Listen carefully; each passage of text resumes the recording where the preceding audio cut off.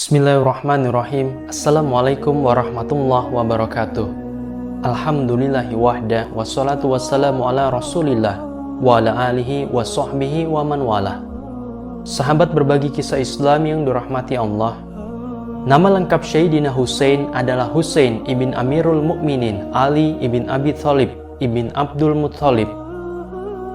Beliau adalah seorang imam yang mulia, cucu dari Rasulullah Shallallahu Alaihi Wasallam, dan bersama kakaknya Sayyidina Hasan, beliau merupakan bunga bagi kehidupan Rasulullah Shallallahu Alaihi Wasallam.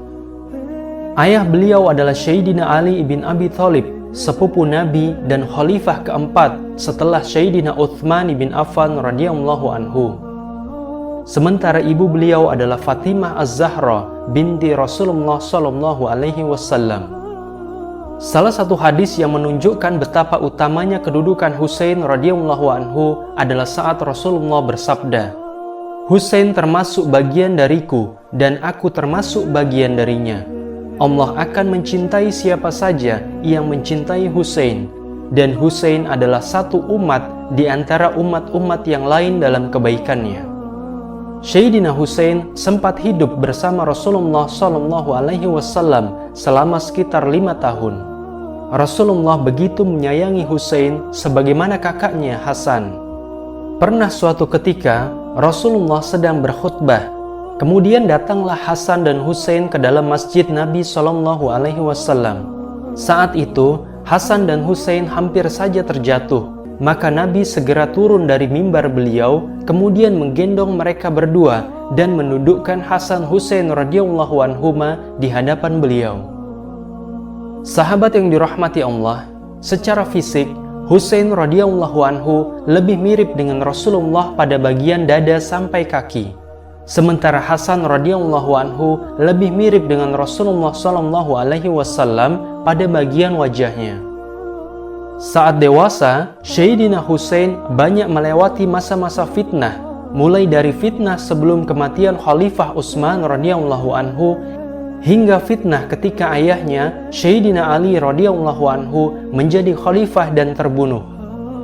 Hingga pada akhirnya umat Islam dipersatukan kembali oleh kepemimpinan kakak beliau, Sayyidina Hasan bin Ali radhiyallahu anhu, yang menyerahkan kepemimpinan kepada Sayyidina Muawiyah radhiyallahu anhu.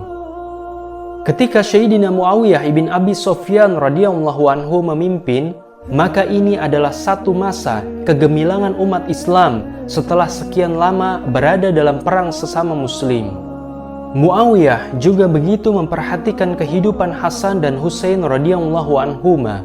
Sayyidina Husain tidak pernah memberontak dan selalu menjaga baiatnya kepada Muawiyah ibn Abi Sufyan radhiyallahu anhu. Tetapi ketika Yazid ibn Muawiyah diangkat sebagai khalifah, Husain ibn Ali dan Abdullah ibn Zubair ibn Al-Awwam radhiyallahu anhuma termasuk yang tidak mau berbaiat. Oleh karena itu, beliau berdua keluar dari Madinah dan tinggal di kota Mekkah. Ibnu Zubair radhiyallahu anhu menetap di tempat sholatnya di dekat Ka'bah, sementara Husain radhiyallahu anhu di tempat yang lebih terbuka karena dikelilingi banyak orang. Selanjutnya, banyak surat yang datang kepada Husain radhiyallahu anhu dari Kufah.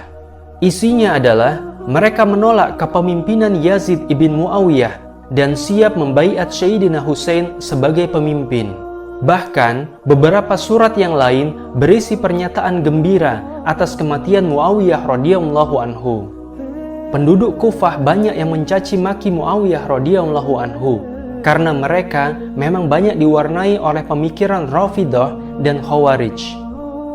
Sahabat yang dirahmati Allah, setelah mengirim utusan dan memastikan pembaiatan terhadap dirinya, Sayyidina Husain bin Ali bersama rombongannya mantap memutuskan untuk pergi ke Kufah.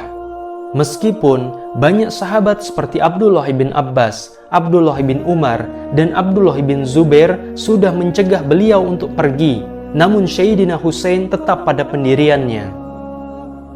Bukan tanpa alasan, para sahabat mencegah Sayyidina Husain untuk pergi ke Kufah. Ini karena memang penduduk Kufah adalah orang-orang yang cenderung khianat dan tidak konsisten akan perkataan mereka. Namun pada akhirnya, Sayyidina Husain tetap berangkat ke Kufah bersama sekitar 70 orang anggota rombongan beliau. Setibanya di padang Karbala, rombongan Al-Husain radhiyallahu anhu dicegat oleh pasukan Umar bin Sa'ad yang merupakan putra dari sahabat mulia Sa'ad ibn Abi Waqqas radhiyallahu anhu. Pada dasarnya, baik Umar bin Sa'ad dan Sayyidina Husain sudah menghendaki perdamaian.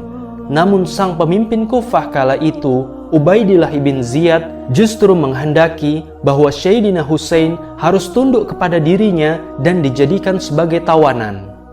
Tentu saja Sayyidina Husain tidak mau menerimanya. Tidaklah pantas seorang cucu Rasulullah harus menjadi tawanan dan harus menghamba kepada Ubaidillah, seorang yang fasik.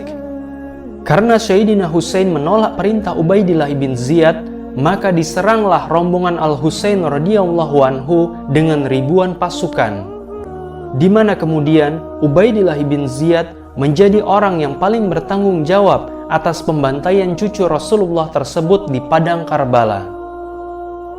Sahabat yang dirahmati Allah, seorang laki-laki dari Bani Aban ibn Darim, dikenal dengan julukan Zur'ah, menyaksikan sendiri bagaimana Husain bin Ali radhiyallahu anhu dibunuh.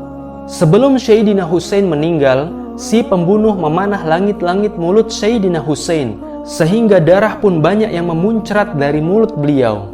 Saat itu, Sayyidina Husain yang kehausan meminta si pembunuh agar memberikannya air. Lalu, dengan sisa kekuatan beliau, Sayyidina Husain mencoba meraih air dari sungai Eufrat. Sebelum orang-orang laknat itu kemudian benar-benar membunuh Sayyidina Husain, mereka tetap enggan memberikan cucu Rasulullah ini air minum. Bahkan, mereka membiarkan Sayyidina Husain menggelepar kehausan. Dan kemudian Al-Husain radhiyallahu anhu berdoa kepada Allah Subhanahu wa Ta'ala. Beliau berkata, "Ya Allah, siapa saja yang menghalangiku mendapatkan air, maka timpakanlah rasa haus kepadanya." Hingga akhirnya beliau, orang yang teramat dicintai Rasulullah itu, terbunuh di padang Karbala. Sungguh, di kemudian hari, Allah mengabulkan doa salah seorang pemimpin para pemuda di surga itu, Sayyidina Husain radhiyallahu anhu. Tatkala sang pembunuh Husain yang tidak memberikan minum kepadanya menghadapi sakaratul maut, maka Allah menimpakan rasa haus yang tiada henti. Anehnya, rasa haus itu tidak bisa hilang meskipun dirinya sudah meminum banyak air. Dia terus-menerus menjerit karena perutnya panas bukan main akibat rasa haus yang ia derita. Sambil terus berteriak, ia juga memegangi punggungnya akibat rasa dingin yang bukan kepalang. Orang-orang yang berada di sampingnya segera mengipasi dan meletakkan air dingin di depannya guna memadamkan rasa panas dan haus. Sementara itu, tungku api ditaruh di belakangnya untuk menghangatkan badannya. Namun dirinya terus saja meracau. Ia terus berkata, "Beri aku air minum, aku bisa mati karena kehausan." Pada akhirnya, orang-orang lalu membawakan kepadanya sebuah bejana besar berisi adonan gandum, air, dan susu yang cukup diminum untuk 5 orang. Ia pun segera meminumnya, namun tak berapa lama setelah itu, ia berteriak kembali, "Beri aku air minum, aku bisa mati karena rasa haus ini." Orang-orang di sekitarnya pun terus memberikannya air, hingga kemudian perutnya pecah, persis seperti pecahnya perut keledai akibat terlalu banyak minum. Na'udzubillah, semoga Allah menghindarkan kita dari kematian su'ul khatimah. Sahabat yang dirahmati Allah, penulis belum mampu menemukan siapa tepatnya nama pembunuh Sayyidina Husain yang diberikan azab tersebut.